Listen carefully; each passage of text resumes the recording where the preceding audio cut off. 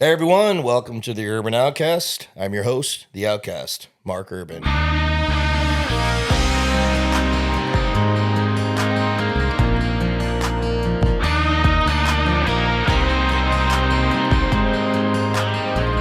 So as I continue to interview interesting people throughout the community of Whatcom County and Bellingham, I have someone with me today who hopefully can shed some light on a very interesting topic, one that is kind of a hot button issue right now, and that is dealing with housing of, either homeless or people that are, I think, Section 8, you'd call them, that kind of thing.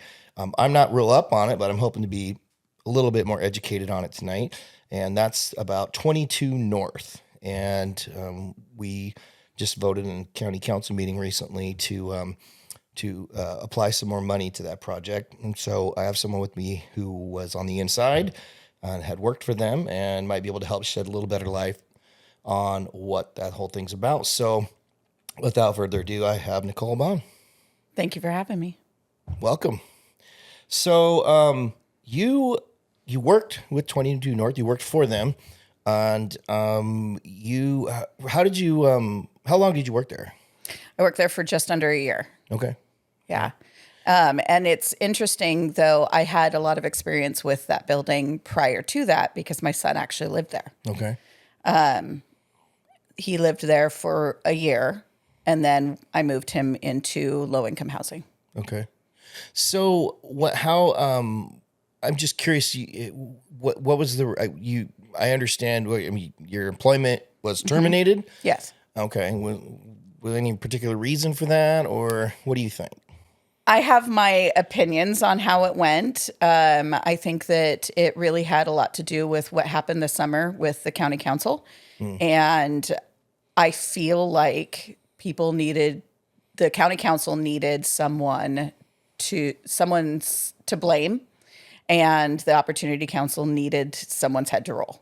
Sort of like a patsy, in a way. Yeah, that's kind of how I feel about it. Now, from what I've understand recently, more people have lost their jobs as well. Whether or not it's in regards to that, I don't know. But so tell us a little bit about what exactly, what did you do? What was your job position there? I was the regional property manager. So I oversaw the management of all of the Opportunity Council owned properties. Oh, okay. Because property management is your background, right? Yes, I have over 25 years. Okay. Property management.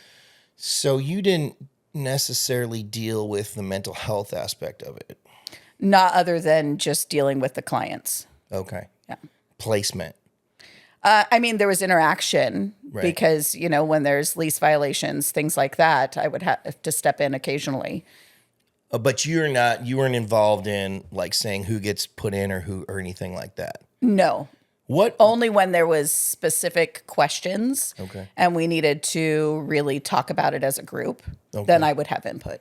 So what was a typical day then for you at 22 North? What did it look like? I did a lot of the managerial stuff. So I managed the property managers. So when questions would come or billing or any of that kind of managerial stuff, that's what I did.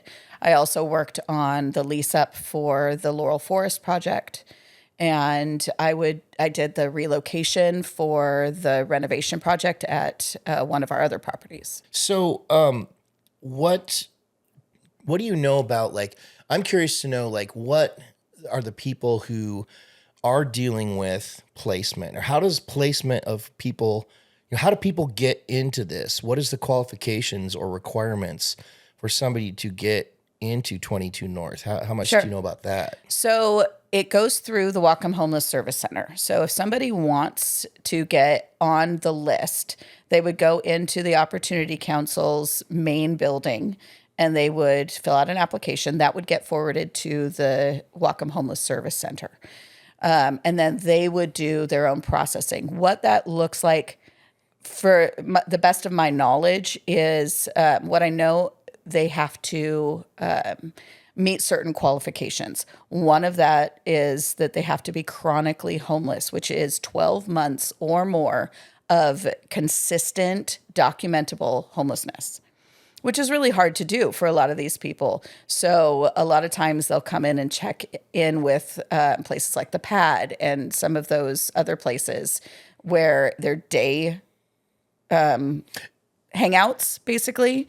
And so that person then that works there would sign off that they were homeless each of those months.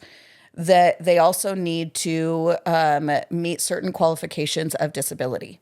So every person that lives there has to have either a physical, behavioral, or mental disability. These are some of the highest risk people that are on our streets right now that get put into those places. So then the health. Oh, sorry, who is it again that does the final processing of it? So the Whatcom Homeless Service Center will process these applications. Whatcom Homeless Service When Center. they have somebody that they think would be a good fit, then they forward that application to us. And then we would get a hold of them. We would do some additional Like an interview?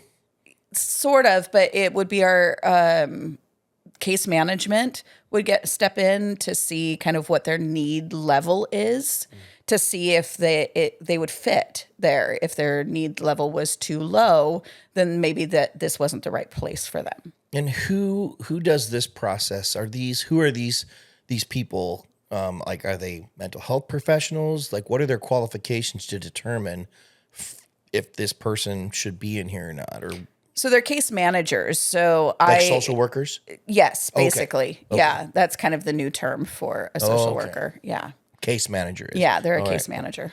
Okay. And so these are risk people.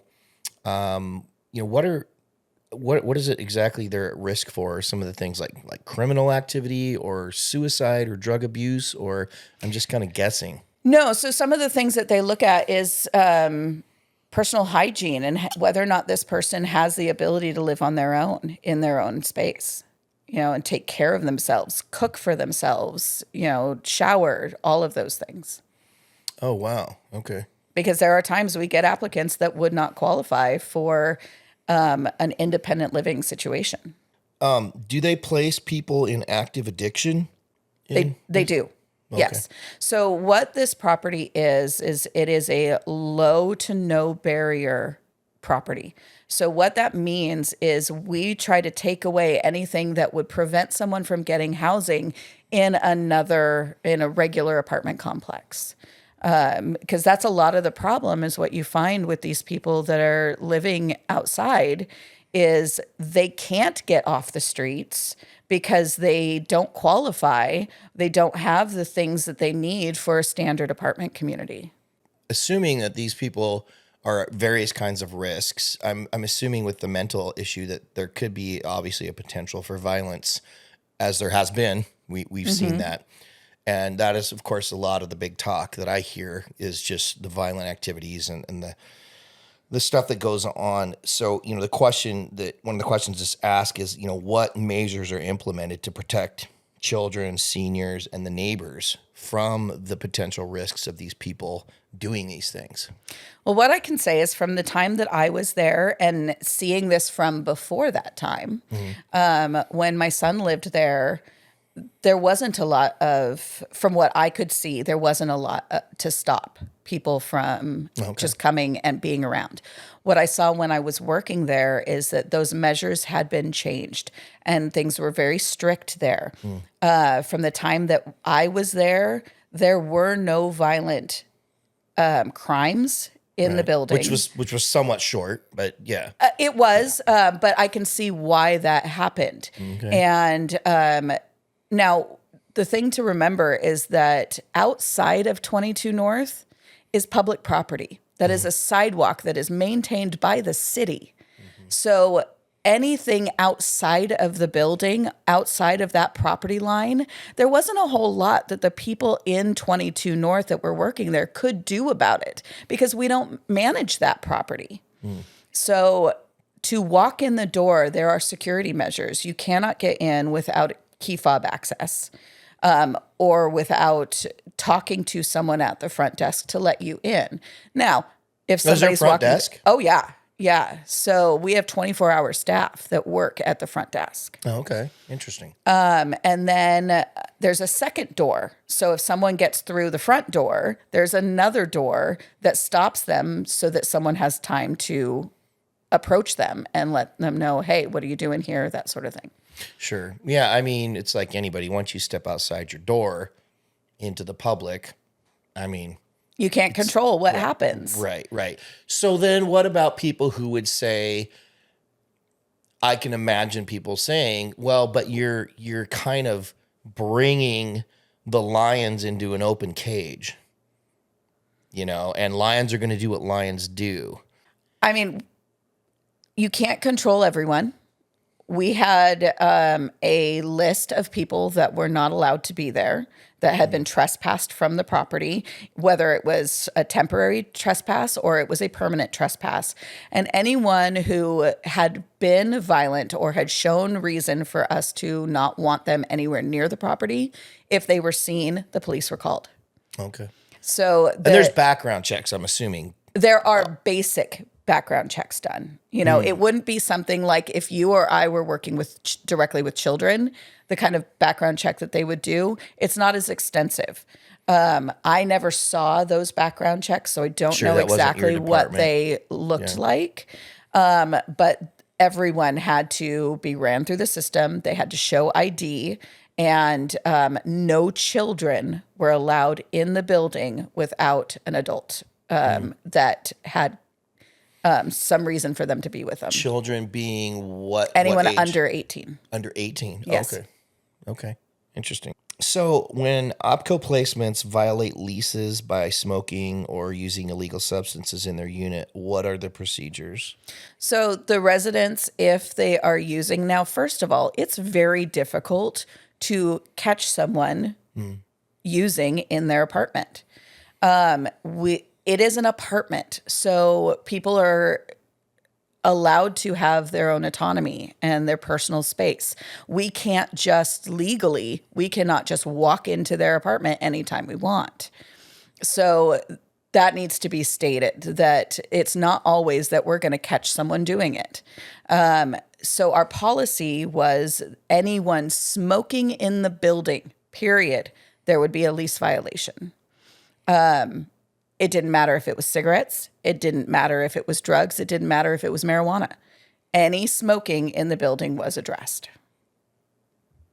Because legally in Washington State, marijuana is legal. Right. So in order to be able to say anything about it, we have to have a blanket no smoking policy. Okay. So they had to be 25 feet away from the exterior of the building. Yeah, that makes sense. And if they're violated, is there a warning or is it instant removal or how does that process No, work? so the process goes like every other apartment complex when it comes to eviction. So you have to have, by law, you have to have at least 3 lease violations within 12 months in order to send it for eviction. Now, Whatcom County, as is most of Washington State, very, very difficult to evict someone based on behavioral issues. Interesting. It's a problem that we face a lot of times. Where I'm working now is a standard conventional apartment community. Same issue. If I have people that are smoking in their units, it's the same policy as it is there. Right. So each lease violation is a 30-day. You have to legally give them 30 days to correct their behavior. Then, if they haven't and you catch them again, you give them another one. And this is where the 3 consecutive come in. So when you're dealing with someone who's smoking in their apartment with the doors closed, potentially vents going in their bathroom or whatever, you're not necessarily going to catch them because unless the smell is coming through the door into the hallway, we don't have any evidence to allow us to enter those units. So what we would have to do then is we would go in and do inspections. And if we saw any evidence of smoking, which is not the same as having paraphernalia laying around, it has to show that they were actually smoking in the building. So ashtrays, ash, any cigarette butts, those kinds of things are the things that we could use. But just having a bong somewhere or a pipe somewhere, foil even somewhere, doesn't necessarily mean that they're using inside the building. And what are these rules based off of? Are they based off of state laws, or are these rules that was made up by this committee?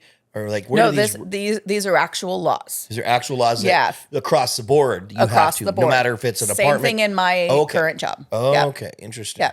So it's not as easy as people would like to think to prevent this from happening. Well, I mean, one of the owners of the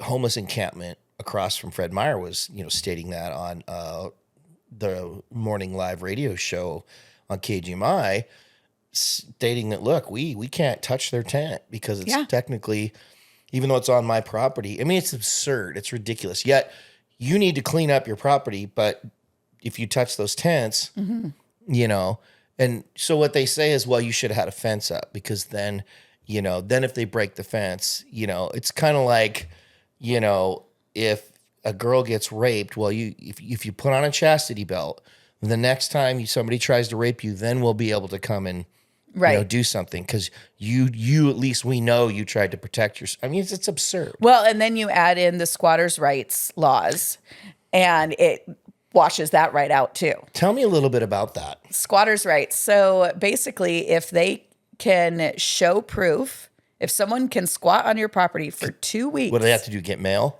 They have to have some way to prove that they live there, that they've been there for a minimum of 2 weeks, I believe it is. And then they have all the legal rights that a resident does. And in order for us as property managers to evict them, we have to go through the same process as if they were actual residents. Who in the hell came up with these laws? I have no idea. Came up with these rules. I mean, this is absurdity. And, I try not to get political, but again, you have to look at this state compared to other states, this city, our cities in this state. What seems to be, and this is data now, this is not just opinion, this is data.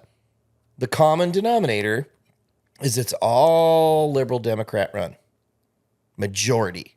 There's hardly a conservative in sight. There might be one or two on a board here and there. Okay, but it's all liberal ideology, liberal thought process, and liberal policies that create these things, because they come out of what I call, I'm sorry, but the bleeding heart liberal, worldview that, we want to do no harm and we want to rehabilitate, not incarcerate. And the problem is how's that working? It's not. We have a homeless crisis. We have a fentanyl crisis. They've had power. They've had the opportunity to fix it. And what gets me is our county council just voted to raise taxes on property taxes 2 councils ago. And now they're taking that money and throwing it to homeless people. So the very people, in my opinion, and the data will show it, that are in power that allowed the homeless problem to start in the first place are the ones that now say, well, give us your tax dollars and we'll fix it. Right. So we're supposed to trust them to fix the problem they created. And it's this, what's it? The definition of insanity is doing the same thing over and over again, expecting different results. Well, here we are in Whatcom County doing the same thing. And I'm not trying to be partisan, but the elephant in the room is it's the same leadership now for 3 decades that's allowed this to happen. But yet, for some reason, we can't seem to get people to wake up to that, to try and change and go a different direction. And so, it's either two things. Either they're going to have an epiphany, or it's just going to have to get bad enough. We kind of just saw that on the national level. Okay. Just whatever you want to call it, red wave or whatever. And Trump won even the battleground states. I mean, he just destroyed. That's how bad it's gotten. That's people saying, even in the middle, going, hey, I don't like Trump. I think he's an asshole. but he's an asshole with policies that seem way better than what the last administration have worked on some level before. And I'll take, I'll take bad over worse any day, and that's where it's gotten. So, you're dealing with the same old hat. And so anyway, I like to point that out. And my issue. It's really interesting though, because I've been doing this since I was 15 years old. I've been in property management. And I remember when it was the times where you could get an apartment without an application. It was a handshake. Oh, the handshake days. I remember when we could go in, if somebody hadn't paid their rent, you go in and you post a notice on their door, and the next day you're changing locks. There wasn't all of these good old days, all these laws and now in order to evict someone, it can take a minimum of 30 days. Typically, it's between 60 and 90 days to get somebody out, even if they haven't paid their rent, which is the easiest thing to evict somebody on. They don't pay their rent, you have to go to court. Court is so backed up that you're looking 30 days out. Well, and there was an incident not too long ago, and I can't remember where it was, but there was a lady came home, and some people were living in her house. I don't know where she was for a while.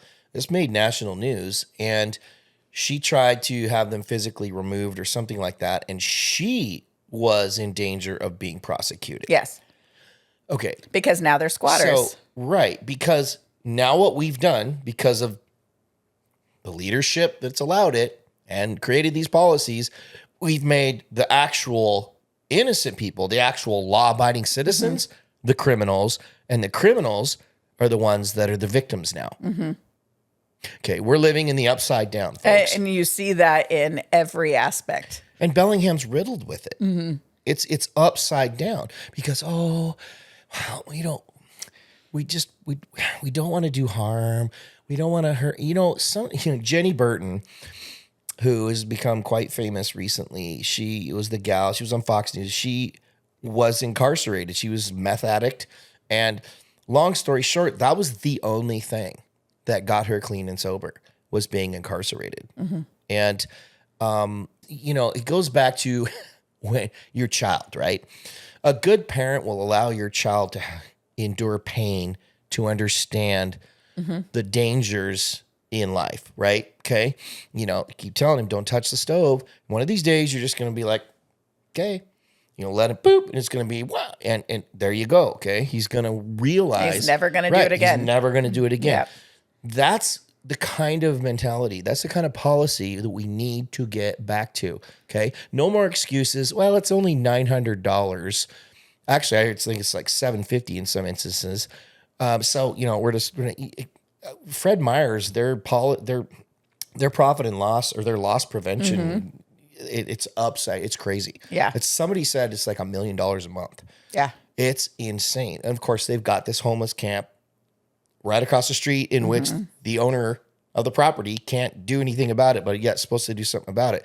So I'm trying to speak to those people, if they're willing to listen, who vote for the same leadership, to understand that that they're not getting it.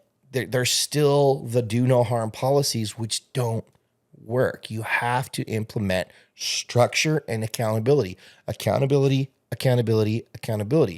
There's no accountability right now. Well, and I think it really starts in King County. Because what we see, at least in property management, is these laws start to change to reflect what has already happened in the Seattle area. So they're kind of a leader of this They are. whole... So whatever they tend to do, it takes 6 months to a year, and Bellingham's doing it. But that's, and that goes to my point, I've debated with certain individuals about, well, don't get into the politics of it. Okay, what happens in Bellingham is usually an indication of what happened on the state level and the national level. It trickles down. Right. Okay. This person said, don't, it's local level, so it's very different. No, it's not. They're still doing what the state... This particular issue is more than just local. Yeah. Because what you're seeing is the result at a local level, But the laws that we are under are not local laws. These are state laws Yeah. that we have to abide by. Fair housing laws and landlord tenant laws. All of that comes into play. And I don't care what kind of housing it is, mobile homes, condos, a tent, Apparently. like all of those things, anything that is considered a consistent housing is under those laws. And so even some of the Airbnbs are considered under some of the laws. Yeah. And so what you have to understand is that a lot of the things that we were seeing at 22 North came from an inability to do what we wanted to do because of the laws that were there. So, especially when COVID hit. So, I believe my son lived there at the very beginning of COVID. When the eviction moratorium hit, property managers, our hands were tied in every aspect. We couldn't collect rents. We couldn't threaten eviction for behavior. We couldn't do anything because there was no threat to them, and they knew it. At the time, I had been working at a low-income housing community, and there were people that were going around those properties, leaving flyers in mailboxes telling people, you don't have to pay your rent. You don't have to do these things because they can't do anything to you.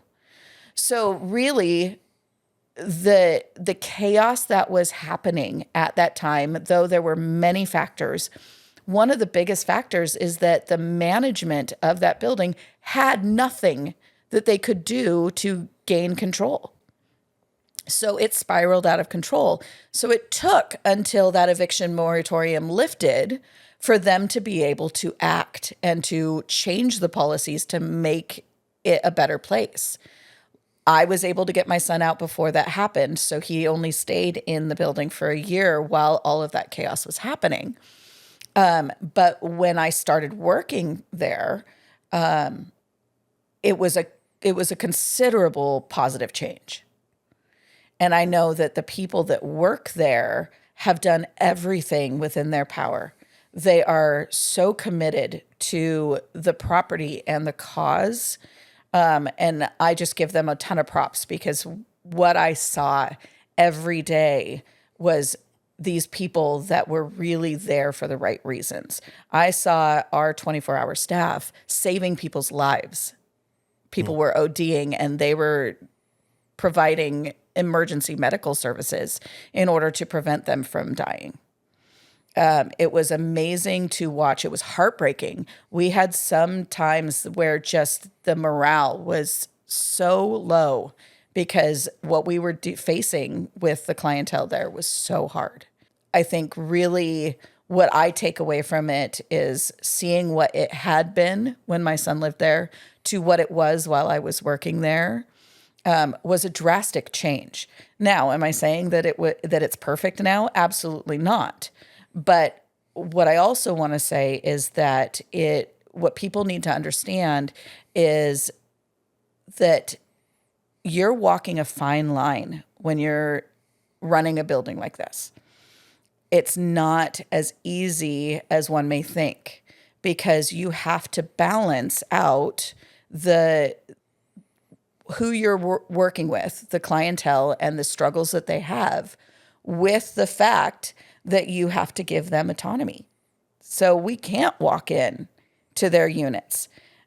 We have to have a reason to post a notice in order to open those doors. We can't just go, oh, that person walked in. I think that they're high on something. They're acting weird. I'm going to go check on them. We can't just unlock their door and walk in. But it sounds to me, I think the problem with that though, and even as I'm sitting here listening to you, is I'm not sure I want my tax dollars going to a place that is going to be dealing with mostly, I would say, people who have had drug problems, on a mentally ill, high risk for doing things they shouldn't, and then you can't do anything about it. I don't know that I want to pay for that. So you where know? where do these people go? What do you do Well, for them? that's, first of all, you build a jail and a rehab center at the bottom of it. And there's proposals for that. Lyle Sorensen's got a whole book on that. And but they won't. They keep squandering that money. They keep using it. They keep throwing it at a round dartboard, and this has been going on for a couple decades now. Which again, I bring it back to leadership and educating people. You get what you vote for. Okay, something has to change. Surgery is always harsh at 1st, but the healing is life saving. And we need surgery right now. And that surgery is going to be harsh. And that means you break laws. I'm sorry. You either need to be in a mental institution or you need to be in a place like 22 North that has stricter accountability. They don't get autonomy. They don't get the kind of autonomy I don't want to pay for that. I want to help people, but I want them to be forced to, hey, you're going to get right. The perfect How example is the often does mission. that work, though, when you force someone? Well, it worked in Jenny Burton's case. But was she ready, though? She decided at some point that she What wanted does ready to change. mean, though? I don't think a person who's on drugs and is increasingly becoming more mentally ill is ever going to say, you know what, I'm ready. That's the problem. They can't. They don't have the ability to. So that has to be forced. So the benefit of jail is that you don't get drugs. you don't get, for the most part, you don't have access not, to drugs. Not legally, anyway. That's prison. That's a different story. But yeah. So they dry out, right? So they get sober, and then they're able to make a decision whether or not they want to do that. Now, what I learned, and it was very interesting going through the process, being that I was only there for a little under a year. What I learned is a majority of the people that are out on the streets, they're not going to get sober. They're not going to volunteer for that. No. Because the drugs that they're using are providing basic needs.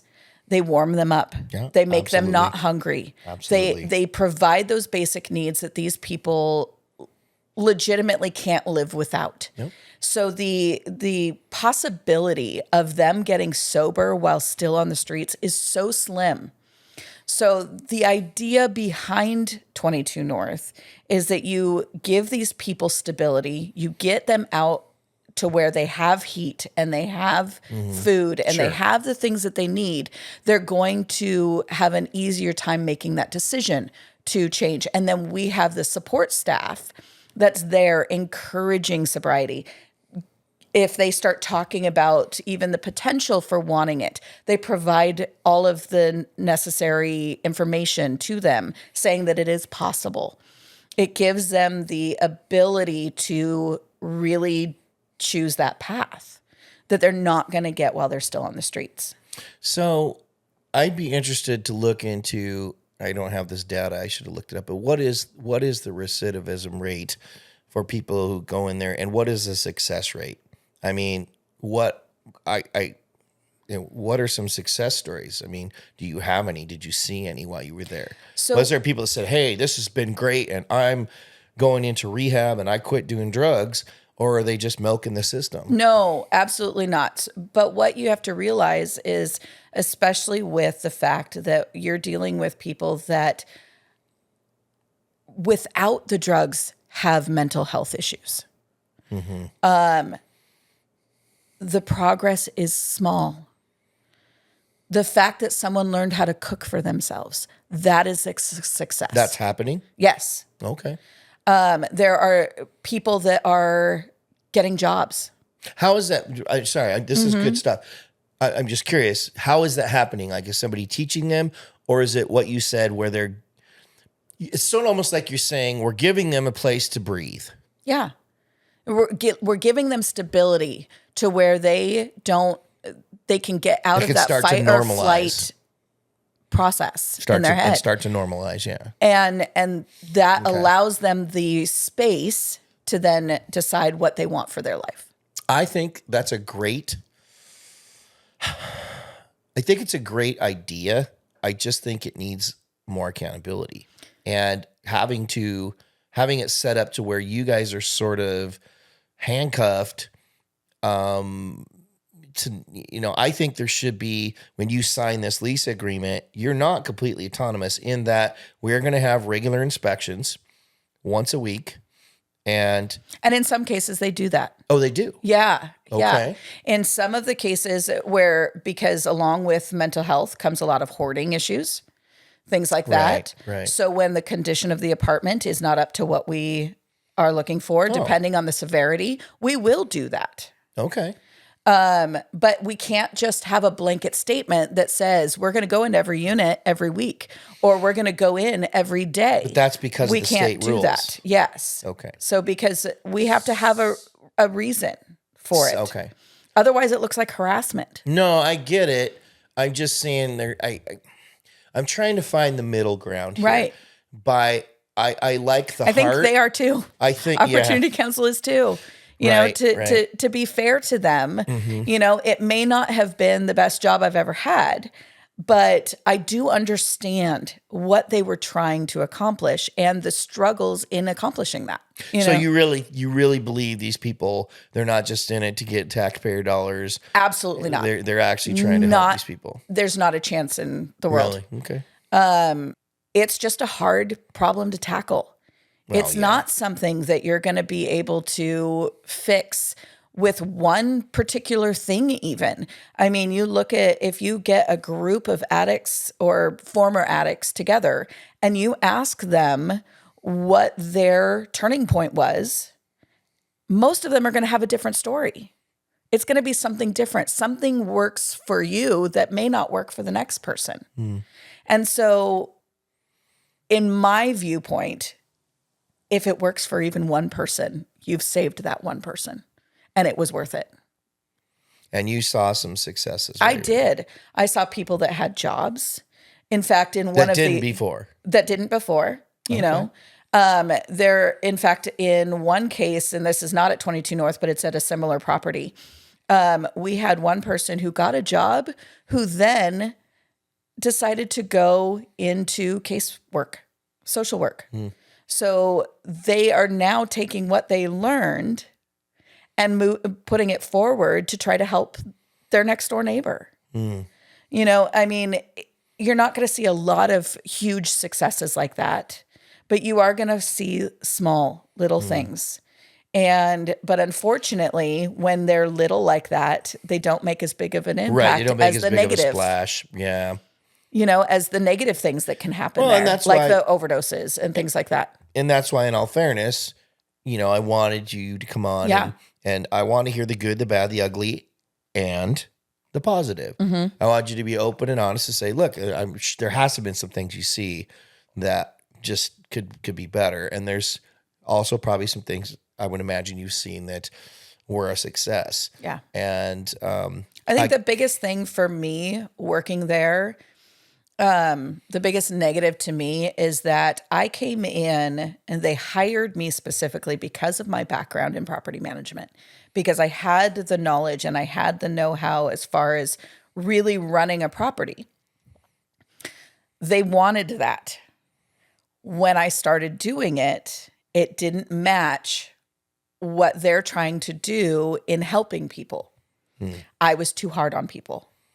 And I think that was the thing. I started, unfortunately, having to evict people because they were breaking the lease.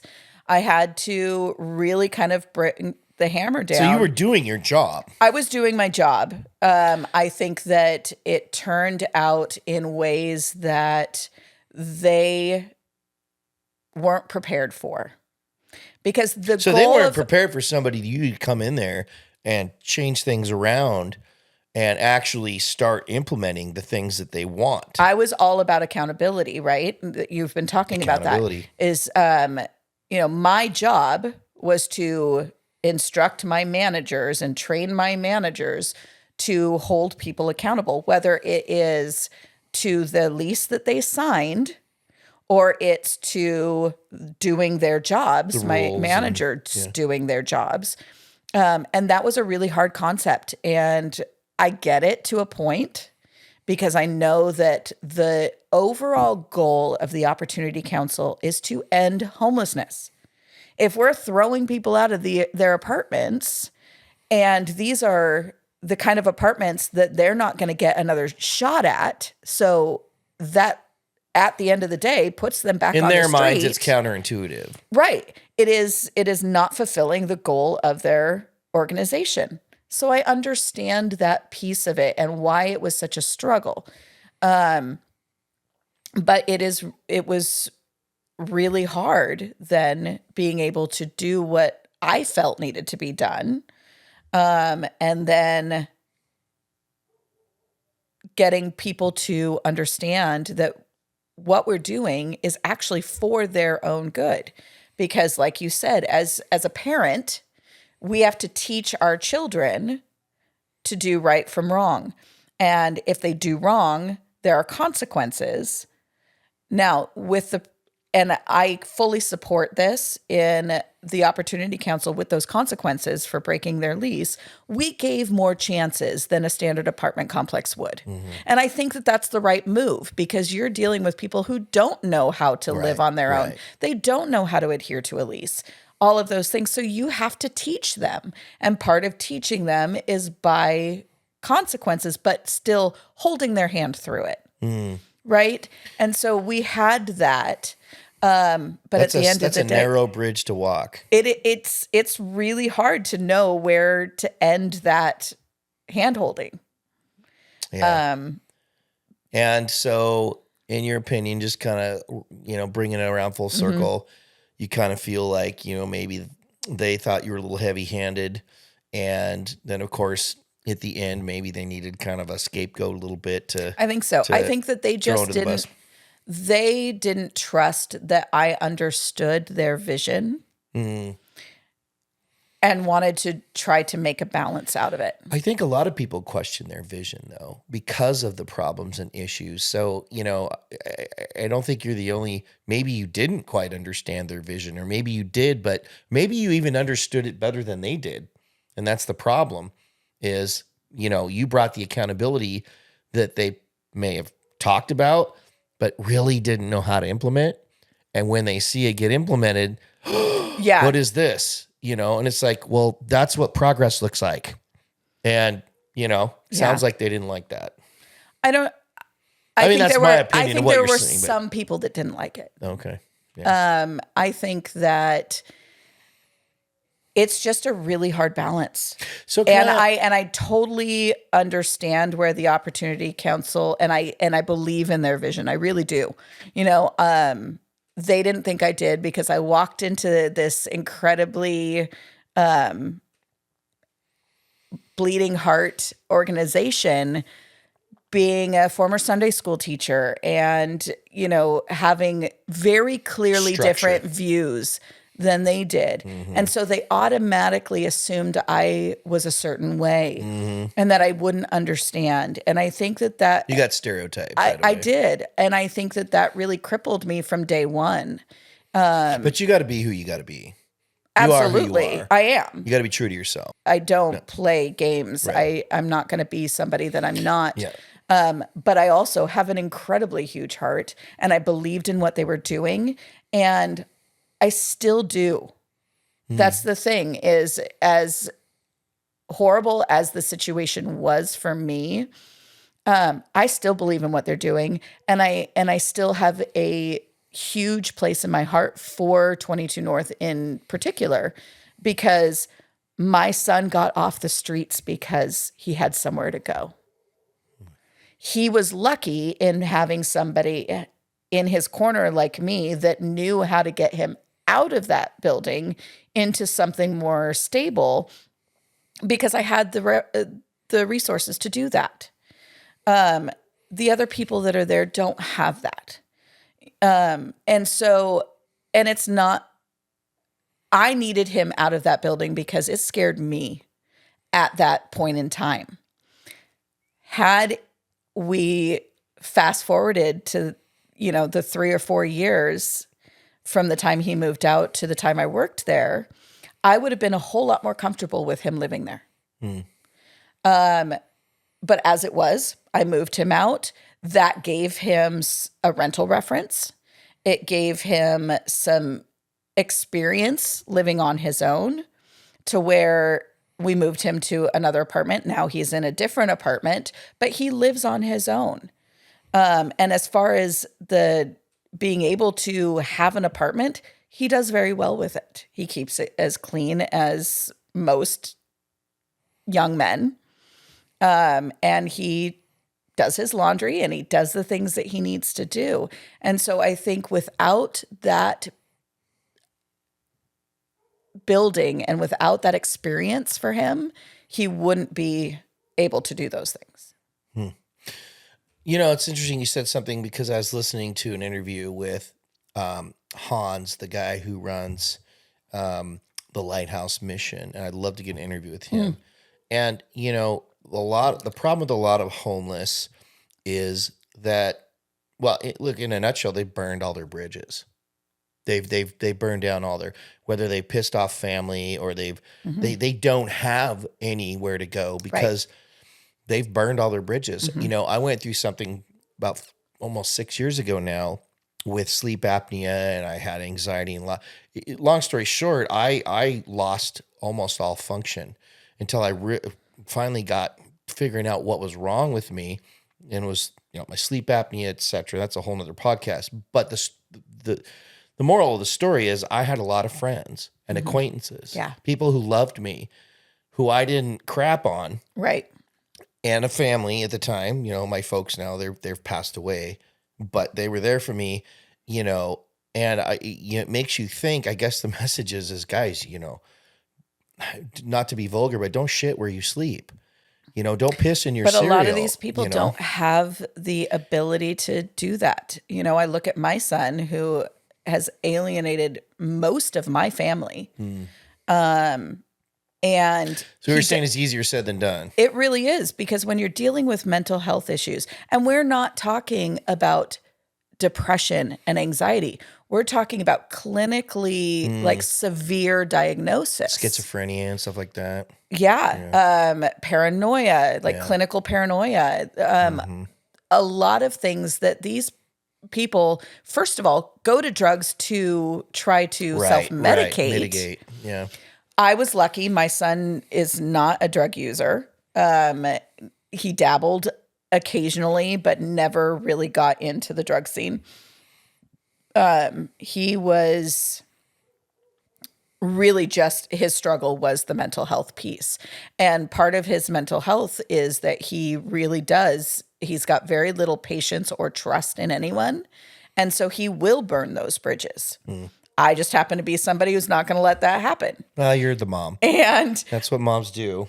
But I see it every day. When I was working there, is some of these people had no one but their community. And what their community is the people they were homeless with. That becomes their community. Sure, that becomes their identity. Well, and it becomes their family. Yeah. Like, I remember my son talking about one woman as the mom. Like, she was the street mom. Sure. Yep. You hear that term. And so this really, they create their own family. Unfortunately, what you have is a family of people that can't support each other in a way that is a healthy. It's been said that I heard somebody say that it really isn't homeless. They have a home. It's just not like what you and I have. That is their home for now. Yeah. And it's obviously it's movable. But where these people live isn't legally where they should live, but that's where they've made their home. And that's the problem we're dealing with, I think that it seems to me, I have the empathy, but where my empathy runs out is I have empathy for the single mom who's douchebag baby daddy, won't pay child support. She's working 3 jobs to support these kids and keep them off the street. I have empathy for the elderly who are on their, trying to make it on their social security, maybe have ailments, or now they got to go into a home. Yeah. People who were patriots and war veterans and people who fought for this country and lived a good life that now they need us to take care of. And then I see all these 20, 30 somethings that are out on the street.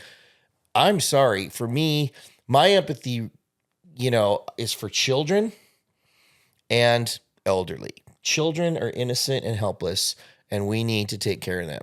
But when you get into your 20s and 30s, I'm sorry, you're an adult, you're on your own. You need to figure it out within some reason. Otherwise, I mean, you're a grown ass man, you're a grown ass woman. It's time to figure it out. Mental illness aside. And I think that's what it is, But because for I don't most disagree with you, Yeah. but I think that you really have to look at these situations as we're talking about people with severe mental health issues. They don't think the way you and I do. There are a lot of times these people are stunted at an age where they would be a child. And you have to look at that situation and go, okay, some people are not capable of doing this on their own. And a Right. mental institution is not going to be the right place for them because maybe they're not Well, they a just drag them harm. up there anyway. I mean, Maybe they're not a harm to themselves or to others. Maybe they just have their own struggles and that creates a Sure. problem for them. sure. I think that there just needs to be a lot more awareness and education when it comes to mental health. And I've been dealing with it. My son was 4.5 when we started noticing that there was something different about him. And so I understand your point of view. I have those same feelings. Sure.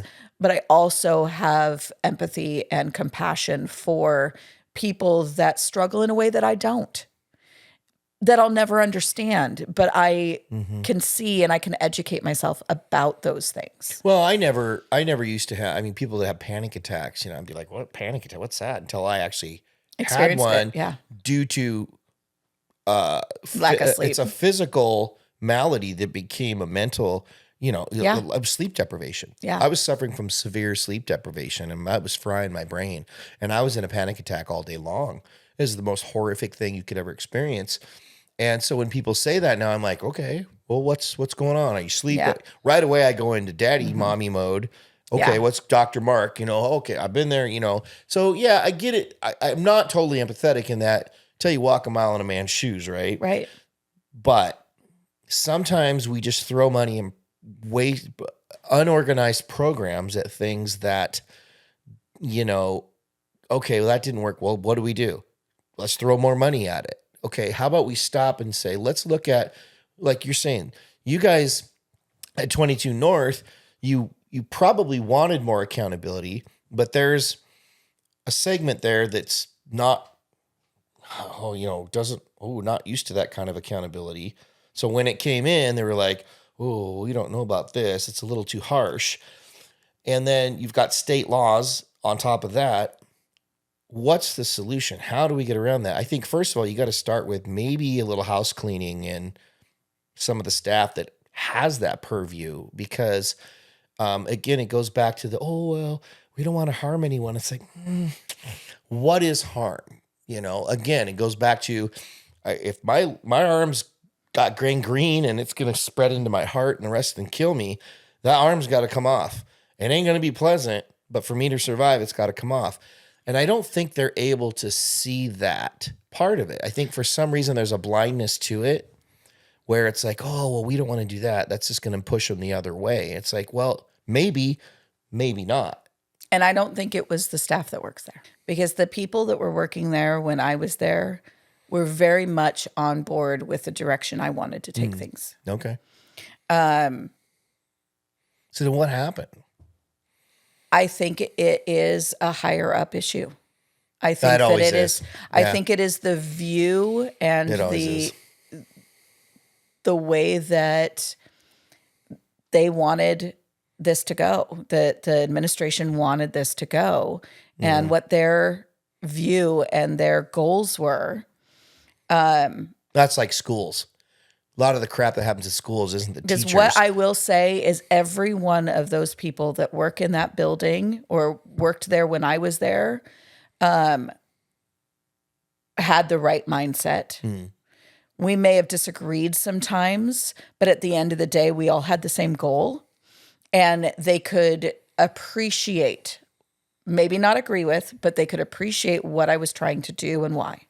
Did anybody ever say to you, hey, was there anyone that ever was like, hey, I agree with you, but Absolutely. There were many. Really? Yes. Okay. Yes.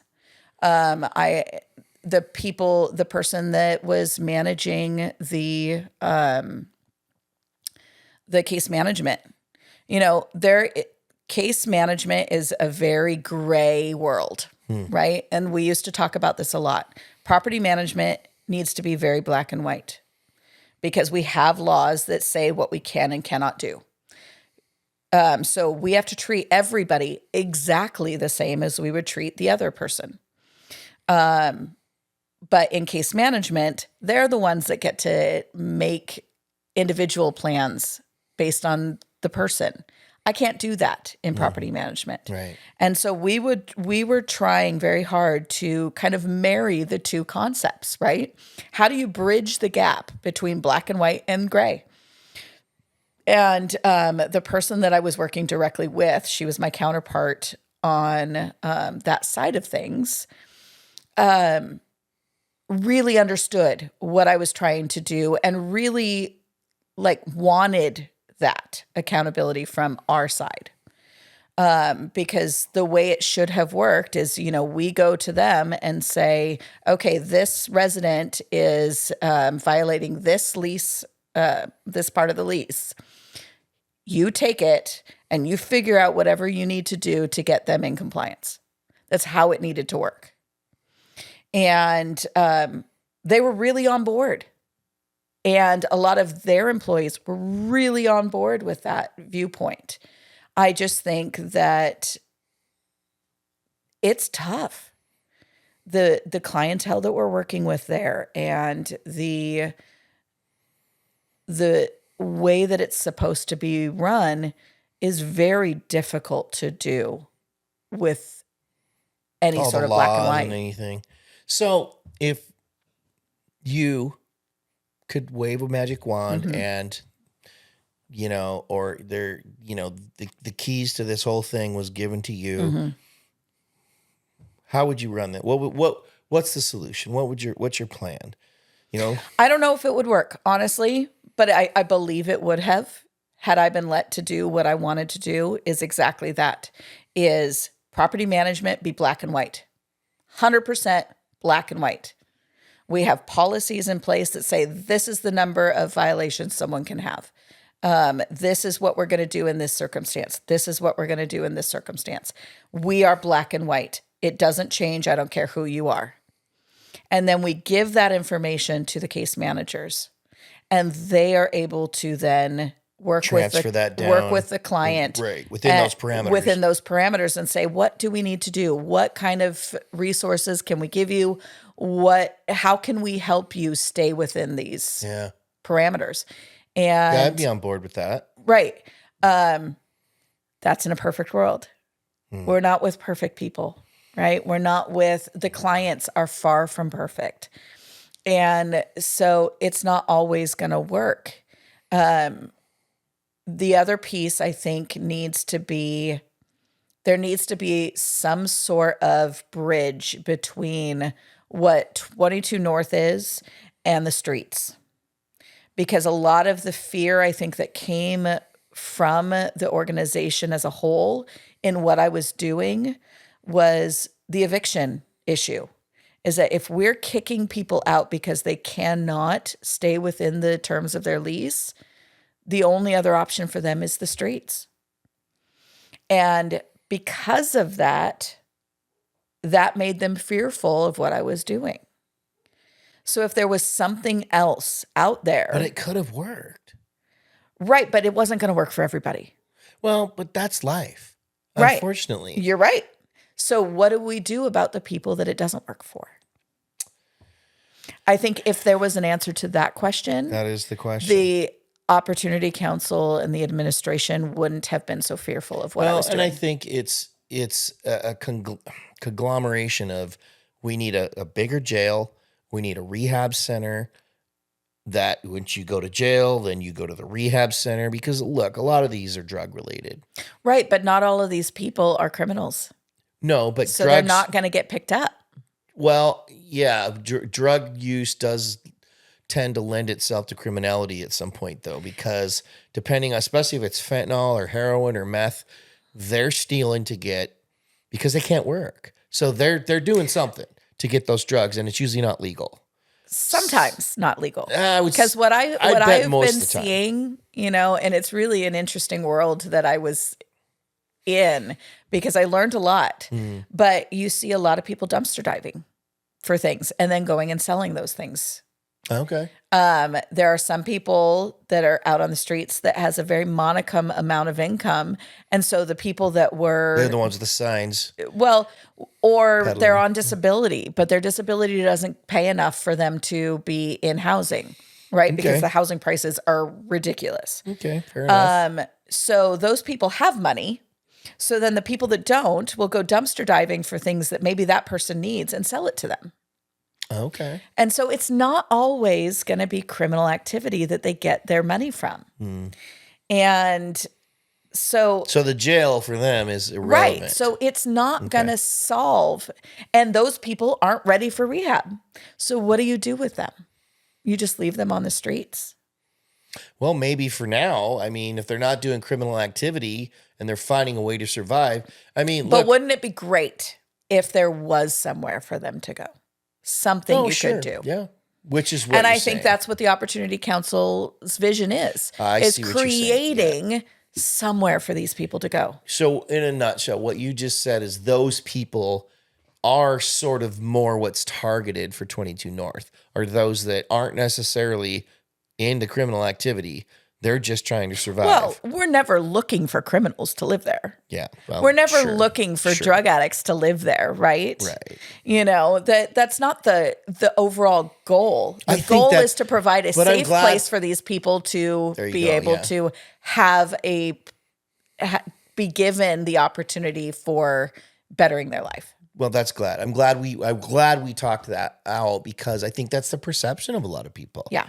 They just think, 22 North's just a harbor for the derelicts of society. No. And, I mean, it's easy. It would be easy for me to think that. That's why I ask these probing questions. Well, But I think that the perception is different between you and them, Sure. or me and them, or you and me potentially, is that just because someone has an addiction doesn't mean they're a derelict, Okay. right? Right. So, I mean, you and I both know many alcoholics. It doesn't make them derelicts because they're addicted to alcohol. Right. Gambling too. Right. Yeah. Sexual addiction, any of those things. I mean, that doesn't make them a bad person. Criminal necessarily. Yeah. And so I think that even that piece of it, at the end of the day, what you and I want and what the Opportunity Council wants, I think is the same. I think they want people to be off of drugs and they want people off the streets, which is what I think we all want. But the way to go about that may be different in all of our viewpoints. And that's something we're going to have to continue to have an open conversation about. And, that's why I'm doing these interviews. Yeah. I have my views, but I'm willing to be proven wrong. I mean, you said some things tonight that I'm like, oh, okay. I didn't know that. I felt a certain way about it. Yeah. Maybe I don't feel so much. I still struggle with the whole thing. I think a lot of people do. Yeah. I think why education is really important and Right. understanding what this is Right. and who we're serving and what the struggles in serving those people is. Sure. And the other thing too is, and I was talking about this with Lyle, is we have to start showing up at county council meetings, folks. We just have to. I know it sounds boring. I know we got jobs, we got lives. It's twice a month, 2 days out of your month to show up and take part in these things. And I'm just as bad. I got a life, I got things to do, my evenings are busy, whatever. But and I point the fingers at myself as well.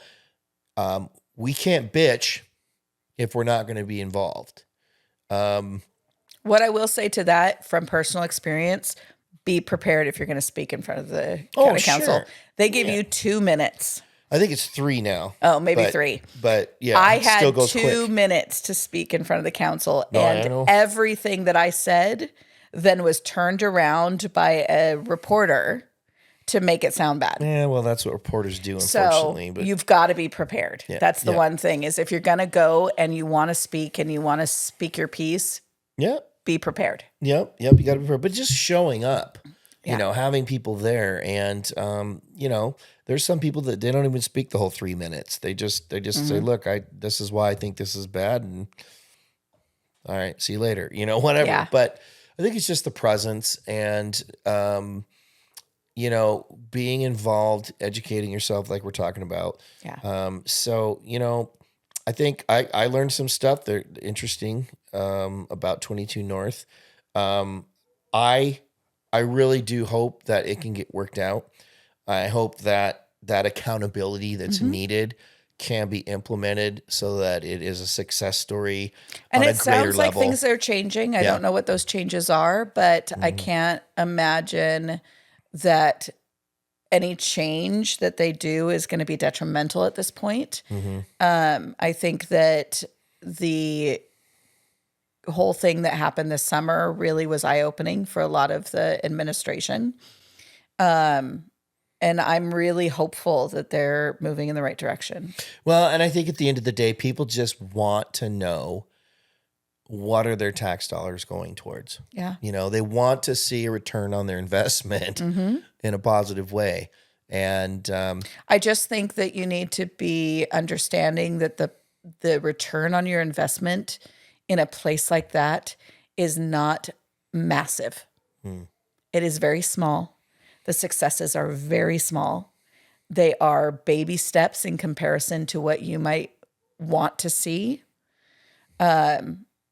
And not everyone's going to have a success story because the other piece is that we're talking about chronically homeless people here. I had people come into the building that had been in chronic homelessness out in the elements for more than a decade. Those people walk into that building, they're going to have health issues. They're going to be medically fragile people. And so you're not always going to have a success story.